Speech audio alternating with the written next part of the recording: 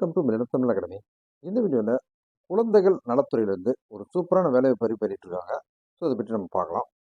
இந்த நோட்டிஃபிகேஷனில் காப்பாளர், மேற்பார்வையாளர், செவிலியர், நர்ஸு, செவிலியருக்கான உதவியாளர் மற்றும் காவலர், அதாவது செக்யூரிட்டி, இப்படி பல்வேறு பதவிகளுக்கு அறிவிப்பு வெளியிட்டிருக்காங்க.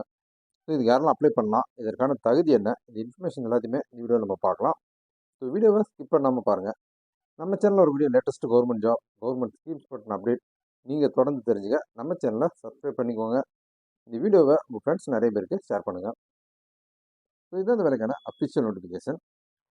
இந்த வேலைவாய்ப்பு இருப்பது குழந்தைகள் நலன் மற்றும் சிறப்பு சேவைகள் துறை, அதன் கீழே வரக்கூடிய தொட்டில் குழந்தை திட்டத்துக்கு தான் அறிவிப்பு வெளியிட்டிருக்காங்க.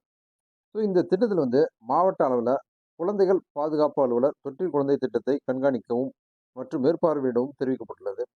சேலம் மாவட்டத்தில் தொட்டில் குழந்தை திட்டத்தில் உள்ள 5 எண்ணிக்கை காலி பணியிடங்களை தொகுப்பூதியம் மற்றும் தகுதியின் அடிப்படையில் பணியாளர்களை தேர்வு செய்ய விண்ணப்பங்கள் வரவேற்கப்படுகின்றன. ஓகே, இதில் என்னென்ன பதவி அதை நம்ம பார்க்கலாம். இதில் மேற்பார்வையாளர், காப்பாளர் மற்றும் மேற்பார்வையாளர் அந்த பணியிடத்துக்கு 12ஆம் வகுப்பு தகுதி கொடுத்துருக்காங்க. ஸோ நீங்கள் +2 படிச்சிருந்தீங்க அப்படின்னா இந்த காப்பாளர், மேற்பார்வையாளர் அந்த தகுதிக்கு நீங்கள் விண்ணப்பிக்கலாம். இதற்கான மாத தொகுப்பூதியம் 7500. அடுத்து செவிலியர், அதாவது பெண்கள் மட்டும்தான் விண்ணப்பிக்கிறோம் அப்படின்னு சொல்லியிருக்காங்க. டிப்ளமோ நர்சிங் பண்ணவங்க இந்த வேலைக்கு விண்ணப்பிக்கலாம். இவங்களுக்கு மாதாந்திர தொகுப்பூதியம் 7500. அதுபோக 2 உதவியாளர் பெண்கள் மட்டும்தான் இந்த பதவிக்கு விண்ணப்பிக்க முடியும். இதுக்கு 8ஆம் வகுப்பு தகுதி, குறைந்தபட்சமாக நீங்கள் 8th படிச்சிருந்தாலே போதும் அப்படின்னு சொல்லியிருக்காங்க.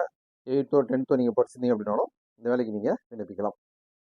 இதற்கான மாதாந்திர தொகுப்பூதியம் 4500.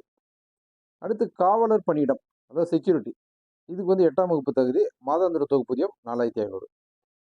ஸோ இந்த பணியிடங்கள் எல்லாமே பார்த்தீங்க அப்படின்னா நேர்காணல் குழு மூலமாக தகுதி வாய்ந்த நபர்களை தேர்வு செய்து தொகுப்பூதியம் மற்றும் தகுதியின் அடிப்படையில் பணி நியமனம் வழங்கப்படும். விண்ணப்பதாரர் வயது வரம்பு 42 வயதிற்குள் இருத்தல் வேண்டும். மேலும் குழந்தைகளை கையாள்வதில் முன் அனுபவம் பெற்றிருக்க வேண்டும். ஸோ நம்ம அப்ளை பண்ணுறோம் அப்படின்னா அவங்க ஒரு இன்டர்வியூ மூலமாக இந்த வேலைக்கு தேர்வு செய்வாங்க அப்படின்னு சொல்லியிருக்காங்க. 42 வயசுக்கு உட்பட்டு இருக்கணும், குழந்தைகளை கையாளுறதுல முன் அனுபவம் இருக்கணும் அப்படின்னு சொல்லியிருக்காங்க.